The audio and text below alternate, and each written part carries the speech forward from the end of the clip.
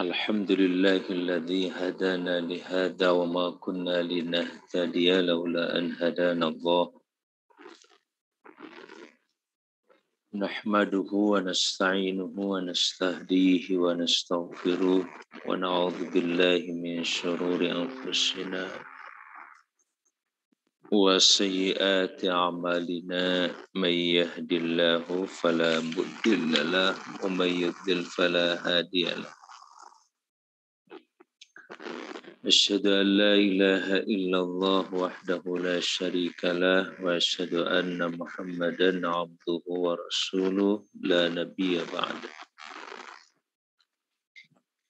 قال الله عز وجل أعوذ بالله من الشيطان الرجيم بسم الله الرحمن الرحيم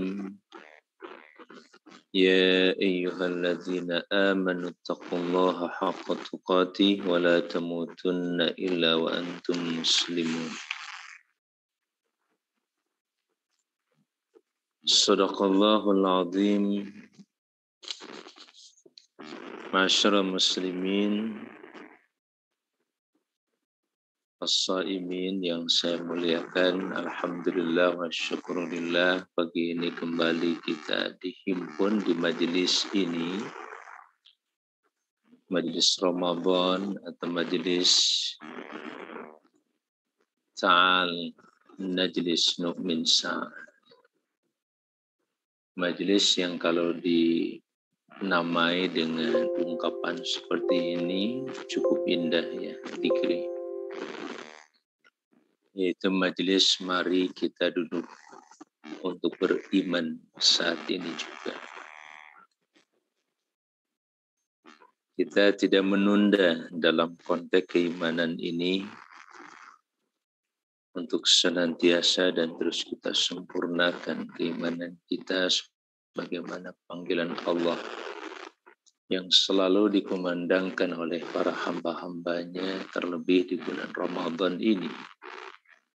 Dan juga pada hari-hari Jumat saat kita sedang mendengarkan khutbah Jumat, yaitu firman Allah yang kerap dan sering bahkan mungkin selalu saya sampaikan. Ya ayyuhalladzina amanu taqullaha haqqa tuqatih wa la tamutunna illa wa antum muslimun. Ya, Pak Masri, kita nggak pernah luput dari ayat ini untuk mengingatkan sebagai frame ya, frame berpikir kita, bekerja dan bertindak kita tidak boleh lepas dari koridor ini. Wahai orang-orang beriman, kita tidak bekerja, bergerak, berbuat, menulis, bahkan menonton pagi ini, baik yang di Has TV ataupun di Akips maupun yang lainnya, kecuali karena dasarnya adalah iman. Keimanan yang mengantarkan kita memiliki kekuatan niat kita. Apalagi di hari terakhir bulan Ramadan, hari ke-30 ini. Di saat kita tidak bisa memastikan apakah rangkaian ibadah kita, saum kita, salat kita, tarawih, tahajud, tilawah Quran, bahkan infak, sedekah dan berbagai kebaikan-kebaikan yang lainnya ditentukan dalam konteks penerimaan Allah Subhanahu wa taala kepada kita ataukah tidak. Kita tidak pernah bisa memastikan itu. Yang ada dalam jiwa dan diri kita adalah keyakinan tadi, keimanan. Kita sangat yakin dan percaya bahwa Allah itu Maha Pemurah. Allah itu Maha Ghafirid Dzambi wa Qabilit Taub. Pengampun berbagai dosa dan penerima sejumlah taubat, bahkan seluruh taubat hamba-hamba. Bahkan diungkapkan dalam salah satu hadis Rasulnya Muhammad sallallahu alaihi wasallam tentang kegembiraan Allah akan taubat seseorang. Melebihi kegembiraan seseorang yang melakukan perjalanan, kemudian dalam posisi dia sedang kelelahan dia harus beristirahat, menemukan sebuah pohon, kemudian dia beristirahat dengan kendaraan onta yang penuh dengan perbekalan. Begitu dia terlelap tidur dan suatu saat dia pun harus terbangun, namun pada saat terbangun di tengah-tengah padang pasir yang panas gersang seperti itu, ada sebuah pohon, dia beristirahat di bawahnya. Namun pada saat terbangun, kendaraan dan seluruh perbekalan yang ada di atas kendaraan itu ternyata hilang. Tidak ada, dicari kiri kanan, ditatap jauh ke depan, nggak kelihatan. Ya, hampir putus asa, akhirnya dia beristirahat kembali di situ sampai tertidur kembali. Dan pada saat terbangun, kendaraan yang tadi hilang sudah ada di sisinya, lengkap dengan seluruh perbekalan. Kita tidak terbayang ya, kebahagiaan atau tidak bisa membayangkan tingkat kebahagiaan orang tersebut, masyaallah muslimin. Namun ungkapan dia menggambarkan sebuah kegembiraan yang luar biasa. Apa ungkapannya? Allahumma anta abdi wa ana rabbuka. Kalau diartikan, ya Allah, engkau adalah hambaku dan aku adalah Tuhan. Bagaimana bisa mengungkapkan sebuah ungkapan yang terbalik seperti itu? Kan mestinya Allahumma anta rabbi wa ana abduka. Ya Allah, engkau adalah Tuhanku dan aku adalah hambamu. Tapi begitu bahagianya dia sampai mengungkapkan kalimat yang terbalik. Terpleset lidahnya kira-kira begitu ya. Saking apanya? Diungkapkan saking bahagia dan begitu gembira orang tersebut. Nah, masyaallah muslimin, hamba-hamba Allah. Allah At-Tawwabur Rahim, Maha penerima taubat dan Maha penyayang. Jauh lebih berbahagia dengan taubatnya seseorang yang pernah bersalah, bahkan terus bersalah pun, Rabb, saya sudah kembali lagi melakukan kesalahan. Selama dia masih punya kesempatan bertaubat, Allah tidak akan tutup pintu taubat itu. Bahkan sampai ada ungkapan dalam sebuah hadis, if'alu ma syi'tum, kerjakan apa yang kalian inginkan. Tentu bukan sebuah perencanaan dan kesengajaan kita membuat dosa dan kesalahan. Bahwa dalam kehidupan sehari-hari, dalam pergaulan kita, ya, pergesekan itu tidak bisa kita hindari. Nah, masyaallah muslimin rahimakumullah, penting sekali kita memahami aspek-aspek keilmuan seperti ini, di mana kita seluruhnya sekarang sedang berada di penghujung bulan Ramadan. Salah satu di antara balasan Allah yang sangat-sangat dirahasiakan, wa ana ajzibi, akulah yang pantas membalasnya. Salah satunya adalah ampunan. Man shoma ramadhana imanan wa ihtisaban, atau man qama Ramadan imanan wa ihtisaban, atau man qama Lailatul Qadri imanan wa ihtisaban. Ada 3 hadits yang menyebutkan dasar dan landasan kita berbuat di bulan Ramadan. Shaum, qiyam Ramadan, kita berdiri untuk beribadah di hadapan Allah Subhanahu wa taala, tarawihnya, kemudian tahajudnya, bahkan duha di saat pagi. Begitu halnya dengan kita menghidupkan malam Al-Qadar. Allah fokuskan balasannya pada ghufirallah, pada kalimat dia akan diampuni. Bahasanya dengan bahasa yang menunjukkan past tense. Kalimat yang telah berlalu. Seakan-akan sudah berlalu itu ampunan. Nah, dalam konteks bahasa Arab itu yang disebut dengan balaghah. Ya, sebuah sastra yang sangat tinggi. Kalau ada ungkapan akan terjadi tapi diungkapkan dengan kalimat masa lalu. Kata kerja masa lalu, ghufirallahu, telah diampuni untuknya. Ma taqaddama min dambi, apa yang telah berlalu. Apa saja yang telah berlalu, terutama kesalahan dan dosa, kekhilafan, kelalaian. Sepanjang Ramadan begitu banyak kekurangan-kekurangan kita yang kita ungkapkan dalam doa. Allahumma tammim taqsirana ya arhamar rahimin. Allahumma ya Allah, sempurnakanlah taksir kami. Asal dari kata qassara yuqassir, artinya memendekkan. Akar katanya berarti memendekkan. Memendekkan itu serba melakukannya secara pendek, kadang-kadang asal-asalan. Yang penting kita ikut tarawih, kemudian kita ikut tahajud dan lain sebagainya, masih penuh dengan taksir, kekurangan-kekurangan tadi. Maka dalam doa kita ungkapkan kepada Allah, ya Allah, sempurnakan kekurangan kami. Dalam pengertian, tuntaskanlah kekurangan-kekurangan kami. Selesaikanlah kekurangan-kekurangan kami, ya Allah. Hanya dengan pertolongan-Mu kami bisa menyempurnakan semua. Nah, masyarakat muslimin, kemudian proses penyempurnaan ibadah atau terhadap titah perintah Allah juga ditunjukkan oleh Nabi, ayahanda para nabi kita, yaitu Ibrahim alaihissalam.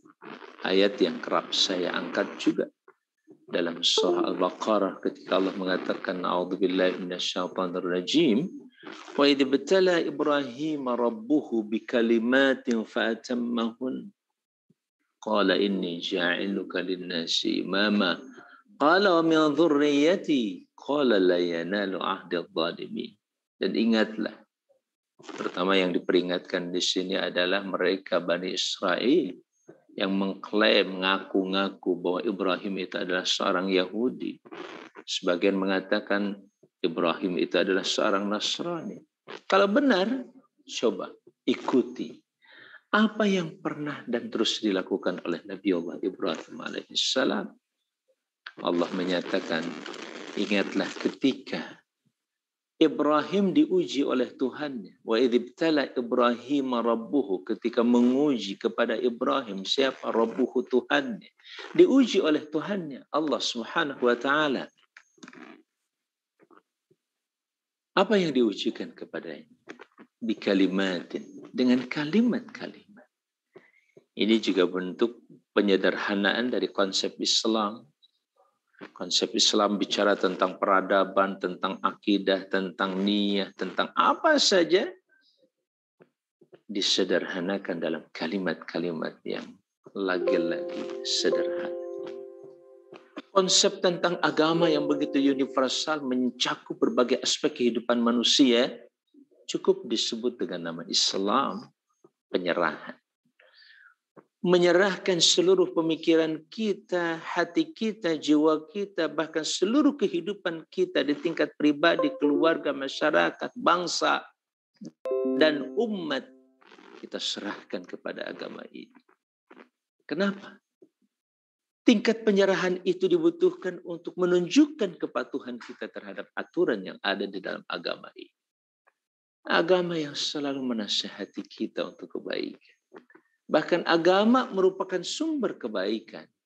Seperti dalam hadits yang lain, Rasulullah SAW bersabda, "May yuridillahu bihi khairan yufaqihu fid din." Anak-anakku sekalian yang saya banggakan, siapa saja yang dikehendaki oleh Allah Subhanahu wa taala khairan, suatu kebaikan, baik pikirannya, baik nasib dalam hidupnya, hatinya, jiwanya, sampai kehidupannya, semakin hari semakin baik. Itu bagian dari kehendak Allah Subhanahu wa taala. May yuridillahu bihi khair. Kita punya kehendak, Allah punya kehendak. Kalau dibandingkan sangat-sangat jauh luar biasa. Kehendak Allah pasti terjadi, sementara kehendak kita belum pasti terjadi. Kehendak Allah tentang kebaikan itu pasti kebaikannya, sementara kita menganggap sesuatu itu baik, belum tentu pasti kebaikan kita. Makanya di situ ketika terjadi semacam konflik dalam batin kita, mau mendahulukan keinginan siapa? Keinginan kita, pilihan kita, atau pilihan Allah, keinginan Allah, maka Allah berikan semacam koridor berpikir. Asa antakrahu syai'an wa huwa khairul lakum. Boleh jadi kalian tidak suka dengan sesuatu yang ditetapkan oleh Allah Subhanahu wa taala dan memang sudah terjadi pada kita. Namun itu ternyata lebih baik buat kamu sekalian. Karena kebaikan ada di tangan Allah yang Maha menentukan kepastian kebaikan itu sendiri. Wa asa an tuhibbu syai'an wa huwa syarrun lakum. Boleh jadi kamu suka terhadap sesuatu, begitu berhasrat dan berminat, namun ternyata itu lebih buruk buat kalian. Begitulah pilihan diserahkan kepada kita. La ikraha fiddin, dalam agama pun Allah berikan pilihan dengan tidak ada paksaan sedikit pun, tetapi setiap keputusan pilihan akan dimintai pertanggungjawaban. Tsumma la tus'aluna yawma idzin 'anil na'im. Karena kenikmatan dalam bentuk pilihan itu juga merupakan hal yang sangat fundamental dalam hidup kita. Memilih, menentukan apa saja dalam hidup ini, itu adalah sebuah kenikmatan. Allah akan tanyakan. Allah akan mintai pertanggungjawaban tentang pilihan apapun yang telah kita berikan dalam konteks memilih sesuatu. Saat ini pilihan merupakan bagian daripada kemerdekaan seseorang. Dan kemerdekaan itu merupakan harga yang sangat-sangat mahal dalam berbangsa dan bernegara. Tidak ada lagi paksaan-paksaan dari pihak penguasa. Diberikan rakyat kebebasan memilih. Tetapi masyaallah muslimin, hamba-hamba Allah untuk bisa memilih, tentunya sangat diperlukan pengetahuan, wawasan, bahkan kebijaksanaan, wisdom, hikmah. Tidak hanya tahu hebat, bagus, luar biasa, tetapi juga seberapa jauh kita pun memiliki tingkat kebijaksanaan untuk menentukan pilihan itu. Betul, ini paling hebat, tapi pertanyaannya, cocok enggak buat di masyarakat itu? Dan lain sebagainya. Dia cocok mungkin, tapi tidak punya latar belakang ini, itu, dan lain sebagainya.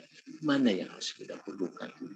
Fiqhul awlawiyat yang dirumuskan oleh para ulama, khususnya Dr. Yusuf Al-Qaradawi, sangat kuat memberikan panduan kepada kita sebuah pemahaman bagaimana kita menentukan skala prioritas.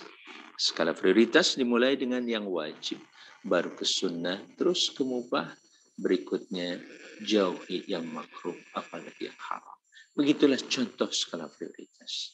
Jadi pada saat kita beramal pun dahulukan yang wajib. Karena Allah sangat mencintai dan sangat menyukai titah perintah yang diwajibkannya itu sangat diperhatikan oleh kita. Baru ditambah dengan yang sunnah. Itulah skala prioritas di dalam amal perbuatan kita. Jangan sibuk dengan yang sunnah, yang wajib kurang diperhatikan. Nah, masyaallah muslimin rahimakumullah. Perbincangan tentang iman. Persoalan yang menyangkut tentang hati nurani kita. Kalau bicara hati tentu juga ada dua aspek. Ada yang disebut dengan qalbun qalbun sanubariyun. Ya, qalbun sanubariyun itu kalau kita istilahkan hati sanubari. Ya, qalbun sanubari itu kelihatan fisiknya begitu. Cuman sampai detik ini kalau kita mendefinisikan kondisi hati kita yang fisik itu yang mana sebenarnya? Jantungkah atau limpa itu? Pak Masri? Jantung atau limpa? Ya. Tetapi kalau dilihat dari fungsinya bahwa yang disebut hati. Nah, di situ kemudian para ulama juga memberikan pengertian lain, ada yang disebut qalbun nuraniyun. Nah, ada hati sanubari, sonubariun itu memang bentuknya seperti segumpal daging itu. Ya, kalau dibilang segumpal daging itu ya mirip-mirip jantung sebenarnya ya. Jadi hati itu kalau diartikan kolbun, kalau diartikan ke bahasa kita itu sebenarnya jantung. Kolbun itu artinya jantung. Makanya tabibul qalbi itu juga diartikan sebagai dokter jantung. Ya. Tapi kita dalam bahasa Indonesia, pengertian hati itu justru yang kita kenal kalau kita buka misalkan bagian tubuh kita, maka yang disebut hati itu ya limpa atau apa tuh yang heart itu yang biasa kemudian terkena penyakit setiap prosesnya dan sebagainya. Nah, hadirin sekalian yang saya muliakan. Nah, ketika kita bicara tentang kalbun, apalagi kalbun nurani, hati nurani, hati yang diambil dari ungkapan nurani. Yang kemarin sedikit saya ungkapkan, misalkan ada bahasa ihsas rabbani. Ihsas rabbani itu kayak sense of rabbani gitu, rabbanic sense, indra rabbani.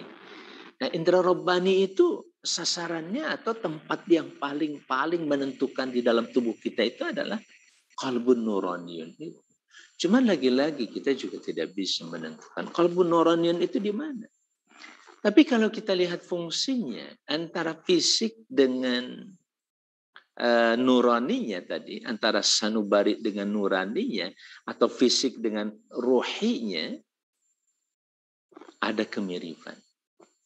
Asal kata dari qalbun ya berasal dari kata qalaba yaqlibu. Qalaba yaqlibu artinya membalik atau membulak-balik. Ya muqallibal qulub tsabbit qalbi ala dinik. Wahai zat yang maha membolak-balik hati nurani, tetapkan hati ini atas dinmu. Nah, saudara-saudara sekalian, kalau fungsi qalbun itu adalah tadi taklib, membolak-balikan. Secara fisik apa yang dibolak-balikan oleh hati alias jantung itu? Halo? Secara fisik yang kita bisa observasi kira-kira begitu yang bisa kita amati melalui alat atau apapun, jantung membolak-balikkan darah. Betul tidak? Ya, darah itu masuk jantung, keluar lagi, terus diputar, dibolak-balik selama 24 jam tiap detik, tidak ada jeda sedikit. Walaupun kita sedang dimatikan sejenak, yaitu dalam waktu tidur. Kerja jantung, detak jantung tetap ada. Dan dia tetap memutarkan darah ke seluruh tubuh kita. Memompa darah ke seluruh bagian tubuh kita, terutama ke otak.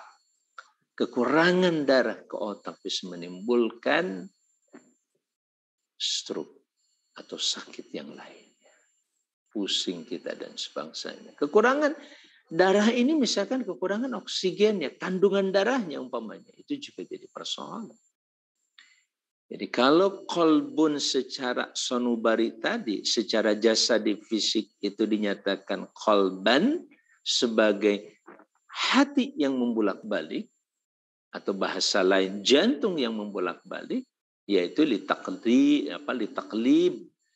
ad-dima, untuk membolak-balikkan darah, putarannya. Dan detak jantung itu sendiri, masyarakat muslimin, saat memompa, dek, itu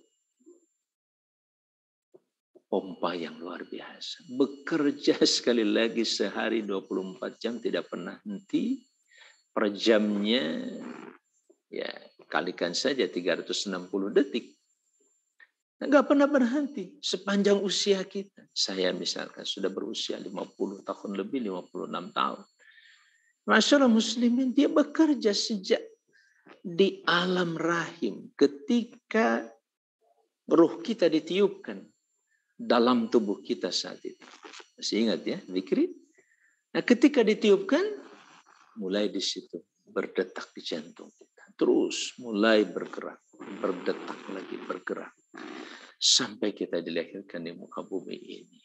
Ya, sampai kita dibesarkan. Allahu Akbar. Kita baru membeli sebuah alat ya untuk bisa bertahan 10 tahun saja itu tidak mudah ya. Paling lama 20 tahun saja sudah kita amazing banget gitu, kagum banget. Wah, ini alat sudah 20 tahun ini bekerja tiap hari, tiap detik gak berhenti.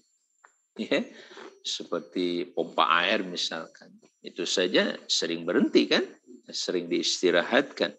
Nama masyarakat muslimin. Nah, itu satu sisi. Jadi pengertian qalaba membalik itu cocok dengan qalban tadi. Nah, begitu halnya dengan fungsinya sebagaimana dalam konteks nurani, ya, juga hati ini bisa membolak-balik situasi dan keadaan. Membolak-balik situasi yang tadinya sedih menjadi gembira, dari gembira langsung sedih. Begitu cepat. Ya, bahkan lebih jauh bisa sampai memutarbalikkan fakta yang ada. Kalau kita sudah benci dengan seseorang, kesal, marah dengan seseorang, kondisi kebaikan apapun kadang-kadang sulit kita terima. Tetap aja jelek. Begitu ya. Itu bisa begitu tuh hati.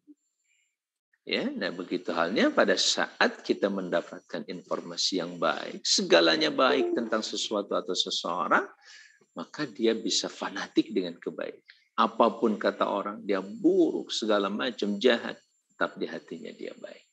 Seperti itulah hati. Oleh karena itu, fungsi hati yang begitu luar biasa, terutama dalam konteks kepercayaan dan keyakinan kita, serta rasa aman kita kepada sesuatu atau orang lain, tidak boleh dibiarkan mendapatkan masukan, mendapatkan input, mendapatkan informasi yang salah. Disinilah Allah yang maha menciptakan manusia dengan hatinya seperti itu, fungsinya seperti itu hati manusia. Allah memberitahukan kepada kita, menyampaikan melalui akal pikiran kita, otak kita, diisi dengan melalui pendengaran kita dan penglihatan kita, bayinat, sejumlah bukti-bukti kebenaran yang telah Allah tunjukkan pada kita. Bukti-bukti hudan, petunjuk Allah Subhanahu wa taala.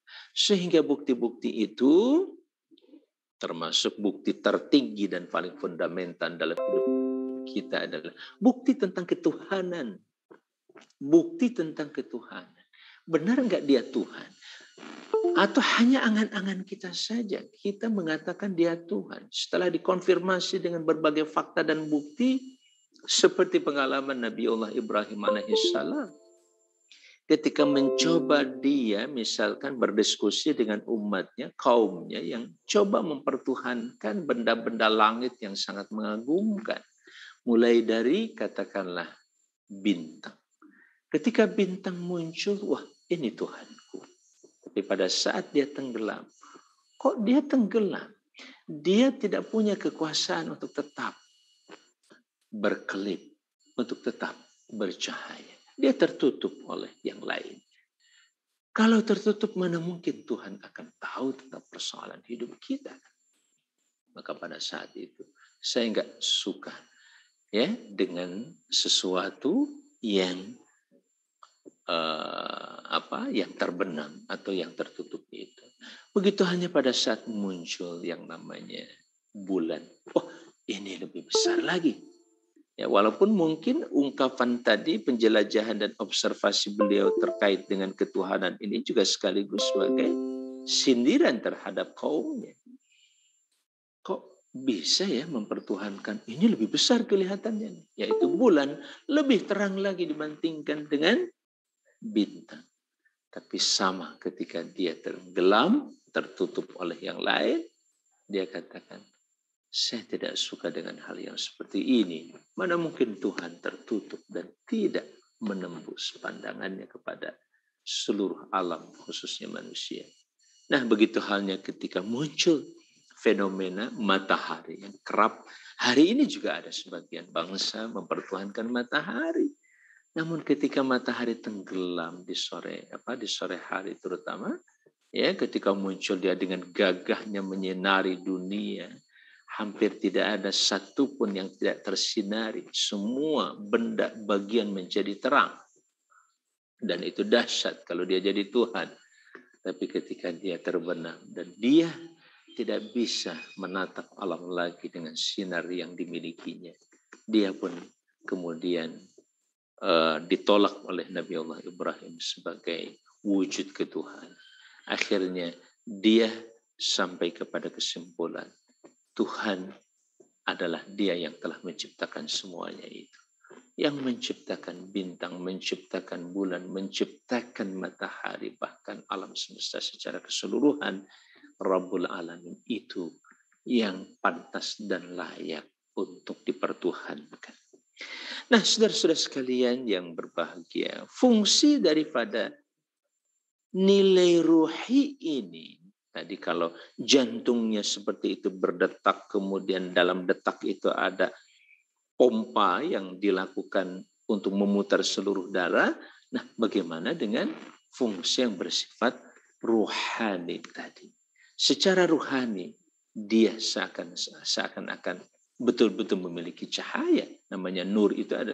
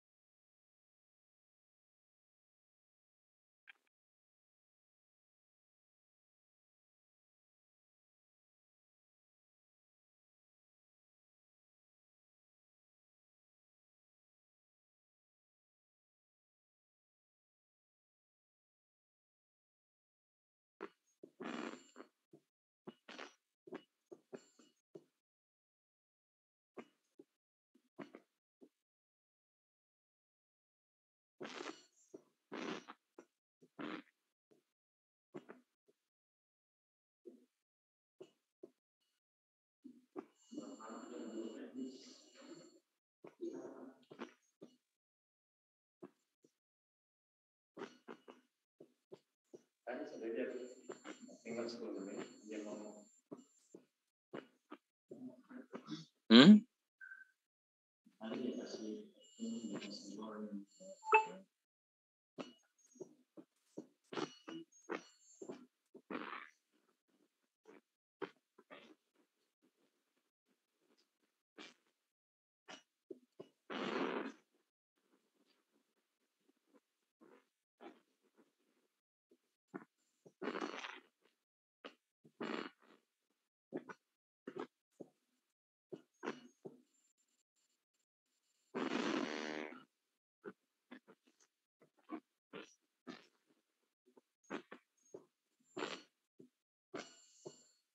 Udah masuk?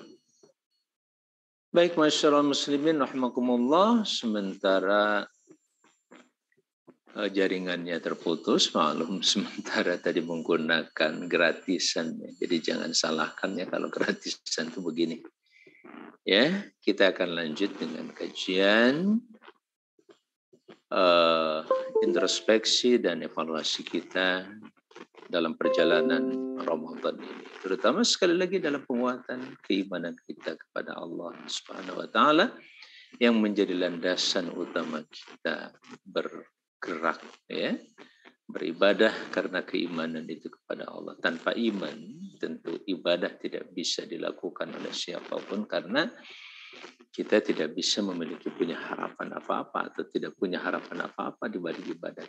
Nah, dengan kita memiliki keyakinan, kita punya harapan, dan dengan punya harapan kita pun memiliki ketahanan atau motivasi untuk berbuat dan bekerja insya Allah. Nah, masyarakat muslimin rahimakumullah yang saya muliakan, kembali kepada persoalan qalbun tadi itu. Qalbun nurani, ya, hati nurani merepresentasikan adanya cahaya. Beberapa kesempatan lalu juga sudah disampaikan bahwa qalbun ini merupakan wi'a'un min awiyatil. Sudah ketemu Ustaz Fatur belum hadis? Wi'a min awiyatillah. Jadi hati ini merupakan salah satu bejana atau wadah atau kemarin transmitter ya atau receiver ya untuk menangkap sinyal-sinyal dari Allah Subhanahu wa taala. Sekalipun wahyu sudah terputus, tetapi ilham terus Allah berikan dan berlakukan kepada hamba-hambanya, bahkan kepada seluruh manusia ya. Kepada seluruh manusia diilhami, diberi inspirasi untuk berpikir, melahirkan sebuah karya dengan kreativitas dan inovasi yang cukup baik dan tinggi. Nah, masyarul muslimin rahimakumullah, kita akan masuk sedikit pada pembahasan lebih jauh terkait dengan kemarin bahwa unsur alam ini termasuk manusia tidak lepas dari dua. Ada unsur jasadi, ada unsur rohani. Atau bahasa lain jauhar jasadi, inti jasad, inti tubuh kita ini, inti jasad fisik kita ini tidak lepas dari unsur tanah, unsur air, kemudian unsur udara, dan satu lagi adalah unsur panas atau api. Nah, sementara inti rohani sangat berbeda dengan fisik kita. Sangat-sangat berbeda dengan kondisi fisik kita yang serba, katakanlah bisa tersentuh, kelihatan, ya, dirasakan.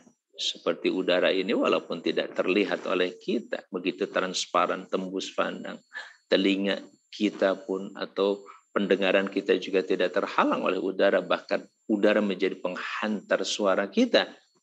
Kita tidak melihatnya, tapi kita bisa merasakan melalui kulit kita. Ya, oh, ada rasa dingin, apalagi sedang ditiup angin misalkan seperti AC ya di ruang ini. Nah, masyarakat muslimin, Syekh Qasri kemudian menjelaskan tentang konteks inti rohani ini. Amal jauharul rohani an-nafis al-ali. Fatu'arab dhatuhu min jihati mukhalafatiha lidawatil ajsad. Dia mengatakan, hasil pengamatan, penelitian dia, perenungan, kontemplasi, dan lain sebagainya, bahwa inti rohani yang begitu bersih, yang begitu luhur, bisa dikenali zatnya atau zat rohani itu dari sisi perbedaannya dengan zat-zat fisik. Fa'alam anna ruh mukhalifatun lil jismi fit tarkib.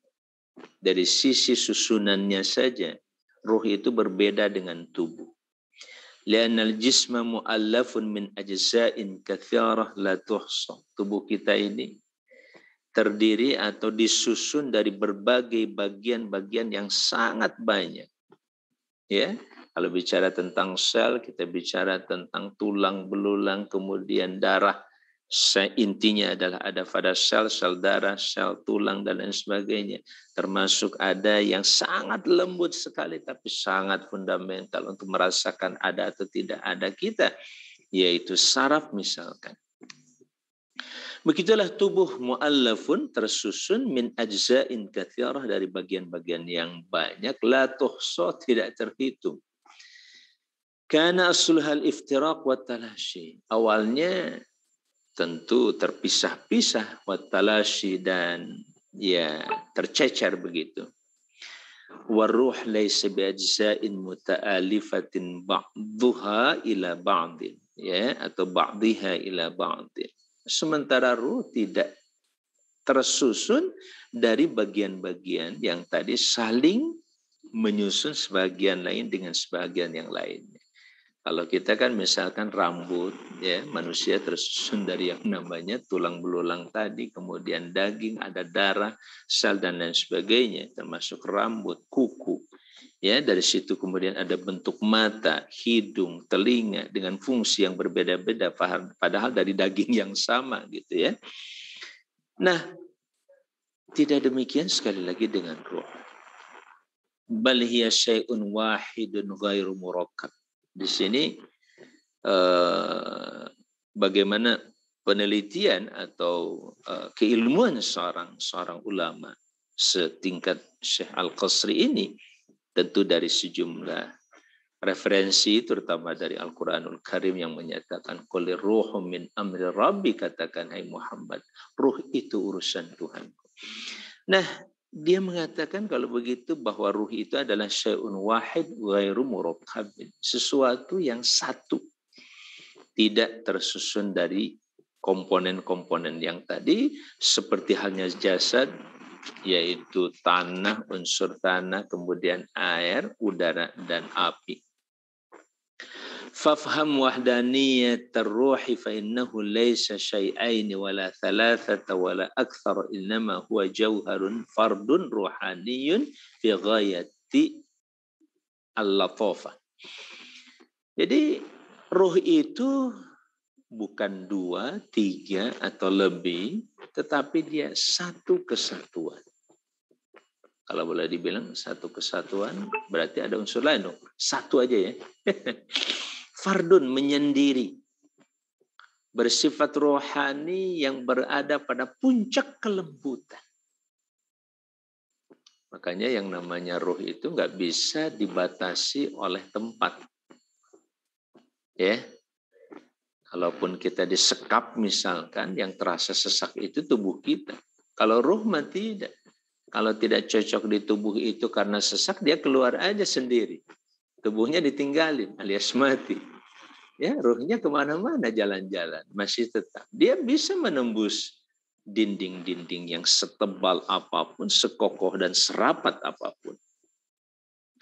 Makanya kalau bicara tentang ruh, pada saat di alam ruh ya, kemudian berada di alam rahim, masuk ke alam dunia, nanti masuk lagi ke alam kubur, ya, apalagi nanti masuk pada saat dibangkitkan manusia dari kubur, seluruhnya cara hidup roh itu sangat berbeda-beda.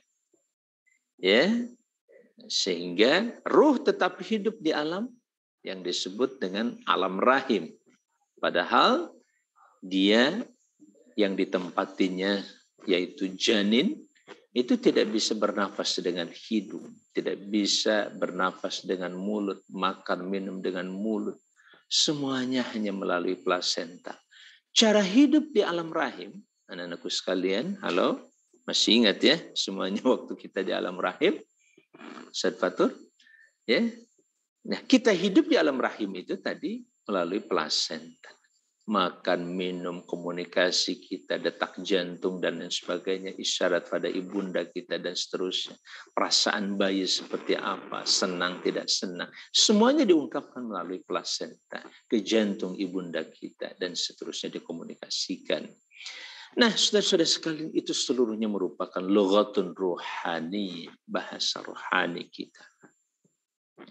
Wa hakadha kullu ruhin fi nafsihi fardun. Setiap ruh dalam dirinya menyendiri begitu. Waruh mukhalifun aidan lil jismi fit taqyid. Ya, ruh kita ini juga berbeda dengan tubuh kita dalam hal keterikatan. Keterikatan dengan apa? Dengan batas-batas. Li'annal jisma mahdudun bijihatin. Tubuh kita sangat terbatas. Saya misalkan tubuh kita ini, tubuh saya ini dibatasi oleh ini nih. Tembok atau dinding ini ya, oleh tiang ini, sehingga saya tidak bisa menembusnya, saya tidak bisa kemudian keluar dari batas ini. Kita dibatasi dinding-dinding ini ya. Tubuh mahdudun bijihatin tuh Bang Hadi, tubuh kita ini dibatasi oleh berbagai sisi tadi. Idza aqbala ala jihadin inhaza an ukhra. Kalau dia menghadap kepada satu arah, maka dia lemah, tidak punya kemampuan dari arah lain. Waruh mutlaqun ghairu muqayyad. Sedangkan ruh itu mutlak, tidak terikat oleh apapun. A'ni quyudal jasad al-hasrah lahu ani tasarruf fi kulli jihatin fa innahu laisa jihatun ula bihi atau aula bihi min jihad. Jadi kalau bicara tentang bicara tentang ruh itu mutlak, ya, mutlak artinya tidak terikat oleh ikatan-ikatan terhadap jasad yang membatasi ruh bertindak dan berbuat dalam setiap arah tadi, dalam setiap sisinya. Ya, tidak ada, kalau dalam konteks ruh itu tidak ada sisi lebih utama daripada sisi yang lain. Ya, misalkan barat lebih utama daripada timur, sehingga dia lebih banyak ke barat, tidak pernah ke timur karena dia tidak suka, misalkan. Tidak seperti itu. Wa innama quyudul jahli wal mukhalafati wal dhulumat, yang ada hanyalah ikatan-ikatan kebodohan. Ya, batas-batas kebodohan, penyimpangan-penyimpangan atau mukhalafat, ya, tindakan-tindakan yang bertentangan begitu, dan kegelapan-kegelapan. Baru ruh bisa merasakan, oh ini gelap, oh ini bercahaya, dan seterusnya. Waruh mukhalifun lil jasadi fil kathafah li'anna al-jisma thaqilun kathir. Nah, ruh kita juga, Pak Masri, di sini penulis buku ini, Masya Allah, ya, mengajak kita menjelajah tentang ruh juga berbeda dengan tubuh kita atau jasad ini dalam hal ketebalannya. Tubuh kita ini thaqilun kathifun bahasanya, berat dan juga tebal begitu. Ada bahasa tebal tipis. Waruh fi ghayatil basat, ya, ar-ruhani wal latafah ar-ruhaniyah. Ya, sementara roh itu sendiri berada pada puncak kesederhanaan rohani dan kelembutan rohaniyah. Puncak kelembutan. Lembutnya itu ya tidak bisa sampai dengan alat apapun, tidak bisa dideteksi. Kalaupun ada deteksi jantung, ya cuman detak jantung, bukan ruhnya kita bisa ukur seperti apa. Wa inna ma thiqaluhul awzaru thiqal wa kathafatuhu rukunuhu ilal asya wa syaghafuhu bittiba'il hawa wa qusuruhu 'anil idrakat. Nah, beratnya ruh itu karena dosa yang telah membebaninya. Ketebalannya itu justru karena dia sangat bergantung kepada sesuatu yang lain. Ketergantungannya kepada sesuatu yang lain, misalkan. Kalau dia bergantungnya kepada benda, ya ketebalannya ada di situ. Ya, dia lebih katakanlah mengarah kepada persoalan-persoalan benda, bukan persoalan-persoalan yang rohani lagi sifatnya. Ya, begitu halnya hasratnya untuk mengikuti nafsu umpamanya, dan kekurangannya dari sisi pengetahuan dan kemampuan melihat segala sesuatu. Nah, itu maka diperlukan nantinya yang disebut dengan tarbiyah ruhaniyah, yang disebut dengan pendidikan rohani. Sebagaimana fisik ini juga membutuhkan pendidikan.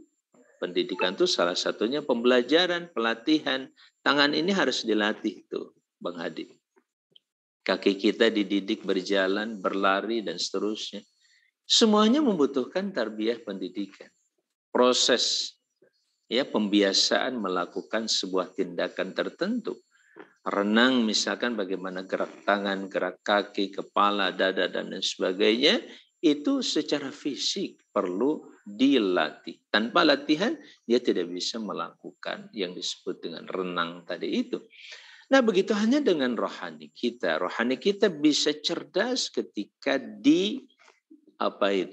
pertama dibersihkan, kemudian sesudah dibersihkan diisi dengan isi yang baik, yang bermanfaat, baru dia bisa berfungsi secara lebih cerdas. Apa itu cerdas? Nah, sering saya sampaikan Bapak dan Ibu sekalian, kecerdasan itu intinya ada pada kemampuan tuh Bang Hadi. Semakin banyak kemampuan seseorang, maka semakin cerdas. Semakin cepat kemampuannya. Misalkan pada waktu kajian ini cepat sekali menangkapnya, maka dia pun semakin cerdas. Semakin mampu menangkap, kalau seseorang mungkin cuman dari 1 jam kita bicara, dia hanya bisa menangkap setengah jam, atau seperempat jam, atau cuma 5 menit saja, sudah itu tidur. Ya.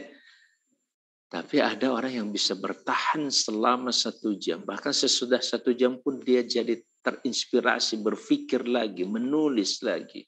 Nah, itu semakin cerdas orang seperti itu. Jadi kalau bicara tentang ya intelligence itu sendiri, Pak Masih, itu terkait dengan ability. Ya, jadi able to write, able to think, able to observe misalkan. Mampu ya, kemampuan. Semakin banyak, ability itu adalah kemampuan. Semakin banyak kemampuan, semakin jelas. Makanya ketika Rasul mengatakan al-mu'min kayyisun fatin, mukmin itu cerdas lagi pandai, atau dalam hadis lain al-kayyis mendana nafsah wa amila lima ba'dal maut. Orang cerdas itu adalah yang mampu mengendalikan dirinya dan bekerja untuk suatu kehidupan setelah kematian. Coba lihat. Itu tidak mudah. Untuk bisa mempercayai dan mampu melibatkan hati, jiwa, bahkan fisik dilibatkan untuk urusan setelah kematian, itu enggak mudah. Diperlukan kemampuan yang sangat tinggi dari ketajaman hati dia meyakini sesuatu yang belum pernah terjadi atau sulit diidentifikasi dengan indranya, tapi dia meyakini keberadaan.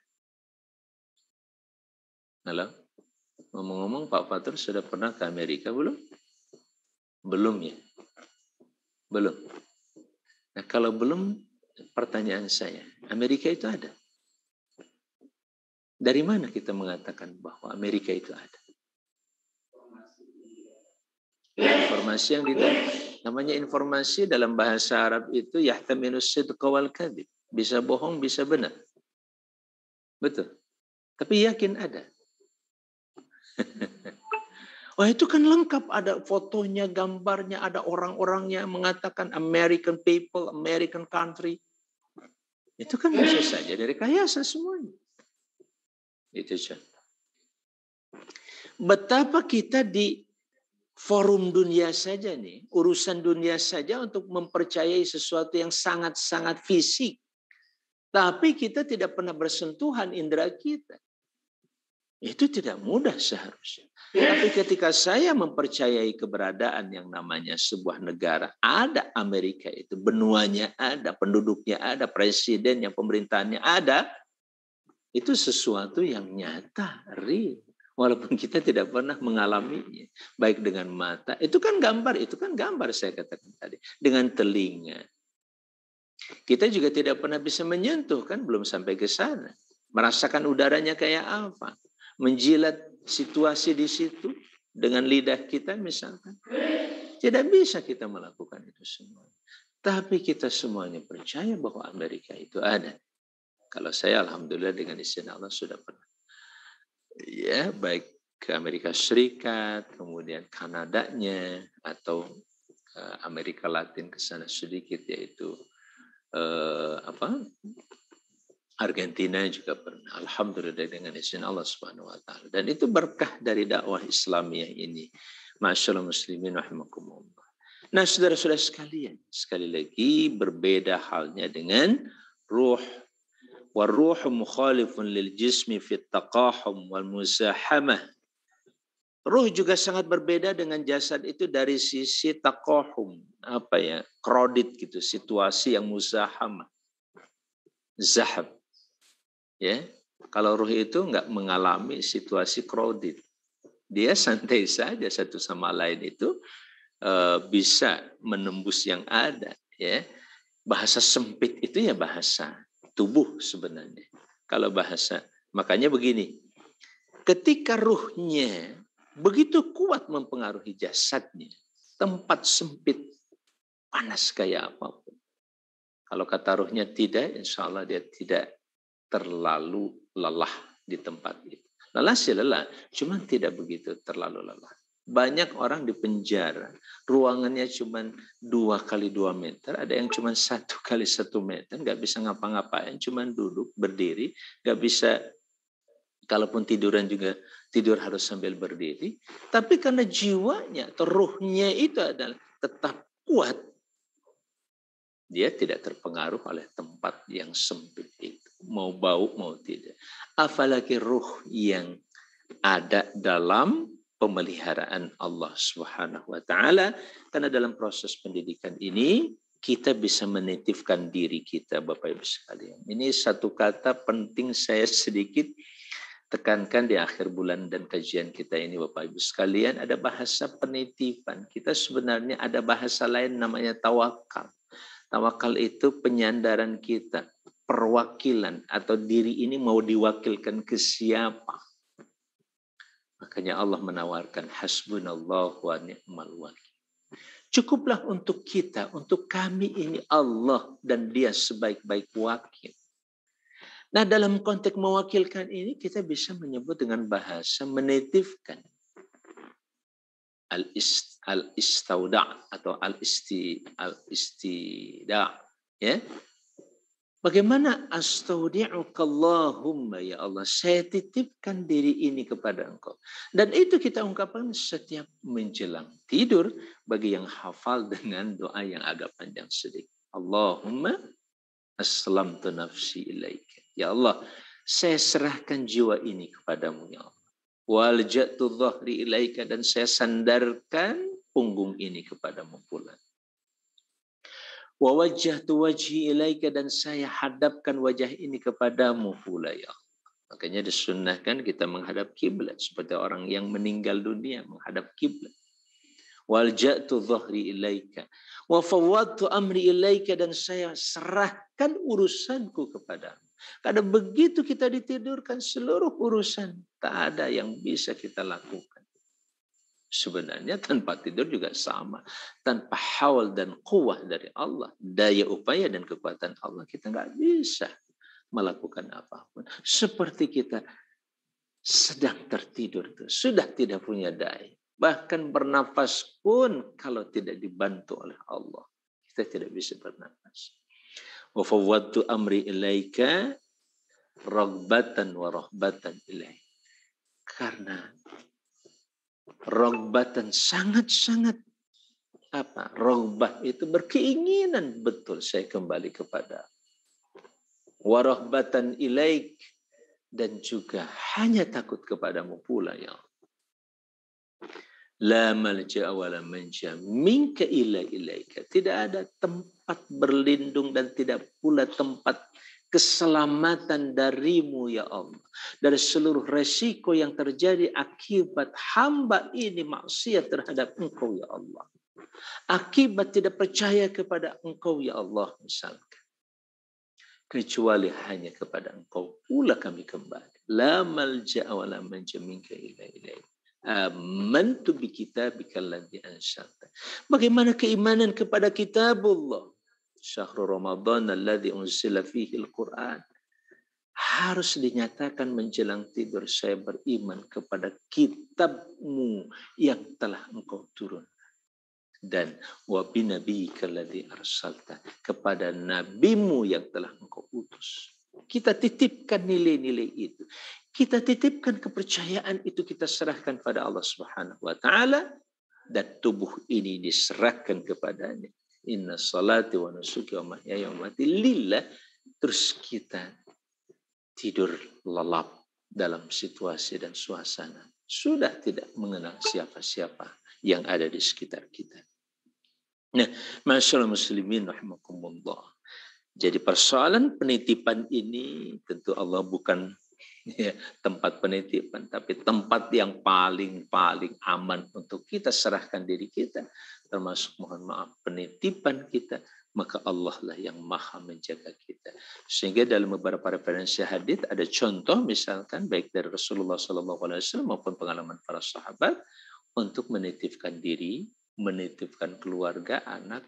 Ini juga salah satu pelajaran berharga di akhir bulan Ramadan ini, mudah-mudahan bisa diterapkan. Jadi kalau kita, ya misalkan Bapak Ibu sekalian, nggak masalah. Tetap rumah dikunci, tapi siapa yang bisa menjamin kalau terjadi sesuatu, misalkan kebakaran dan lain sebagainya. Titipkan ke Allah. Ya Allah, mohon maaf, hamba tidak punya kekuasaan, tidak punya kekuatan apapun untuk melanjutkan amanah ini. Karena rumah adalah amanah dari Allah, tanah adalah amanah dari Allah. Apalagi keluarga ya, pemasih, istri, anak, suami, itu merupakan amanah Allah.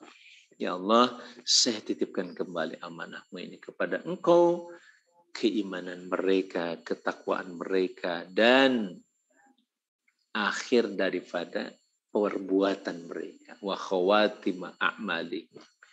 Ya, karena Engkau adalah zat yang tidak pernah tersia-siakan amanah apapun.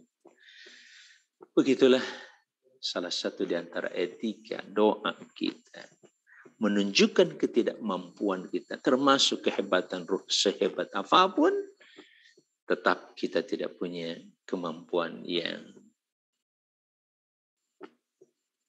melebihi apa yang sudah diberikan oleh Allah Subhanahu wa taala. Jadi sekali lagi ruh tidak bisa atau tidak dibatasi oleh sesuatu yang krodit. Li'annal jisma yaruddu ba'duhu ba'du wa yuzahim ba'duhu ba'du wa ruh laysa kadzalik law ijtama'a mi'atu alfi ruhin la yuzahim ba'duha ba'du. Beda dengan tubuh. Kalau tubuh ini kan selalu terjadi yang namanya berpergesekan, persentuhan dan sebagainya. Kalau ruh tidak. Ada jutaan ruh terkumpul di ruang ini. Itu tidak akan mengalami apa-apa. Ya, begitu ya. Jadi kalau dikuburkan juga misalkan satu kuburan mau 100.000 bagi ruh tidak ada persoalan. Yang repot itu fisiknya saja. Wa innama muzahamatul arwah bil adawah wal ghadab wa su'il akhlaq wa tanakur wa ghairi dzalika mimma yaqa' bihi tabayun wal ikhtilaf. Ya, kredit itu apa Pak Musri? Kekacauan ya, atau kekacauan karena desakan ya. Ya, desak-desakannya tubuh itu atau terdesakkannya tubuh itu sendiri justru karena adanya permusuhan. Dia merasa sempit itu justru dengan permusuhan. Wal ghadab, kemarahan, su'ul akhlak, bisu'il akhlak, buruknya akhlak. Kita kan suka mulai terasa kan, ya hati kita, jiwa kita terasa sempit ya dengan ini udah selesai Pak. Hah? Ya, baik kita selesaikan saja 5 menit lagi insya Allah. Ya, jadi ruh itu sendiri bisa merasakan pengap gitu ya, karena desak-desakannya itu bukan karena fisik, tapi desakan permusuhan misalkan. Kemudian kemarahan, buruknya akhlak, pertengkaran dan lain-lainnya yang timbul akibat perbedaan-perbedaan maupun perselisihan yang terjadi. Waruhu aidan mukhalifun lil jismi fit tamakkun wa ihtiyajal jismi ilal makan. Tadi sudah dikemukakan, ruh berbeda dengan jasad. Kalau jasad sangat membutuhkan penempatan, ada tempat khusus duduk seperti ini. Kalau ruh tidak. Tempat ruh ya hanya ada pada tadi ya kelapangan hati, kebahagiaan jiwa dan seterusnya dan seterusnya. Ya, makan untuk tubuh apa? Jadi kalau tempat ruh itu sendiri adalah kedudukan, ya. Jadi bukan tempat duduknya tapi kedudukannya. Itu bagian dari ruh. Orang duduk di satu tempat tapi tidak merasakan seperti duduk. Kenapa? Karena tidak ada kedudukan. Ya kan? Orang berkuasa tapi tidak punya kekuasaan. Kan repot kalau begitu. Dia disebut dengan presiden, katakan, tapi tidak punya kekuasaan. Kenapa? Karena kedaulatannya di tangan orang lain, bukan di tangan dia. Dia tidak punya kewenangan, kewenangannya di orang lain. Maka disebutlah sebagai pemimpin boneka dan seterusnya. Nah ini yang diajarkan oleh agama, oleh Islam tentang kehidupan begitu luas, begitu dalam. Sehingga di forum terakhir ini, di akhir bulan Ramadan ini kita semuanya sampai pada kesimpulan bahwa kita diciptakan oleh Allah terdiri daripada inti jasad dan inti ruh. Keduanya sangat berbeda, tapi perbedaan itu bisa bersatu dalam satu jiwa. Semuanya karena ada yang maha mengharmonisasi, ada yang mengklopkannya, mempaskannya, presisinya paskan. Dan ketepatan itu hanya ada pada istilah at-taufiq. Dan siapakah yang memberikan taufik? Menyatukan, menyesuaikan, mempaskan antara apa yang kita inginkan dengan apa yang kita capai. Kita ingin begini, terus yang kita capai juga begitu, sama dengan keinginan tubuh ini dengan keinginan ruh. Bisa bersatu kalau ada pada satu kesatuan komando. Unity of command. Kan begitu. Kesatuan komando. Kesatuan perintah. Itulah ketauhidan, itulah akidah, dan itulah keikhlasan. La ilaha illallah. Ada pada satu rumusan, tidak ada Tuhan kecuali Engkau ya Allah. Saat kita mengucapkannya dari ketulusan hati yang paling bersih dan dalam. Saat itulah seorang sahabat bertanya, Man as'adun nas ya Rasulullah bisyafa'atika. Siapakah orang paling bahagia dengan syafaatmu ya Rasulullah? Jawab Nabi Sallallahu Alaihi Wasallam. Adalah orang yang mengucapkan la ilaha illallah. Betul-betul jernih, murni, bersih. Tidak ada keraguan sedikit pun kepada Allah Subhanahu wa Ta'ala, dan dia penuh dengan keyakinan.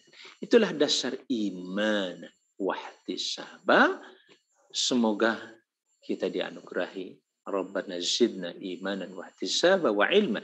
Ya Allah, anugerahkan pada kami, tambahkan terus keimanan, ihtisab, harapan kami dalam berbagai amal hanya dari sisimu ya Allah, dan juga ilmu. Dengan bekal inilah mudah-mudahan kita beroleh kemenangan dalam bentuk maghfirah Allah Subhanahu wa Ta'ala seperti dijanjikan oleh Rasulnya. Ghufirallahu ma taqaddama min dzambi. Kita diampuni dosa-dosa kita. Berbahagialah kita ditinggalkan Ramadan sebentar lagi, beberapa jam lagi, dalam suasana kembali kepada kesucian diri, kembali kepada fitrah kita, kembali kepada format asli kita diciptakan Allah sebagai hambanya, sebagai makhluk yang sangat membutuhkan dia, memerlukan Allah sebagai pencipta dan maha merawatnya. Hadanallahu wa iyyakum ajma'in. Assalamualaikum warahmatullahi wabarakatuh. Ya, taqabbalallahu minna wa minkum kullu amin wa antum khair. Tentunya saya dari studio khas TV ini di Masjid Al-Qudwa disiarkan langsung alhamdulillah beberapa hari ini, terutama di hari-hari 10 terakhir bulan Ramadan. Tentunya kami dengan kru di sini ada Pak Acep, kemudian ada Pak Aceng, ada Ustadz Fatur Rahman, dan ada Ustadz Masri juga.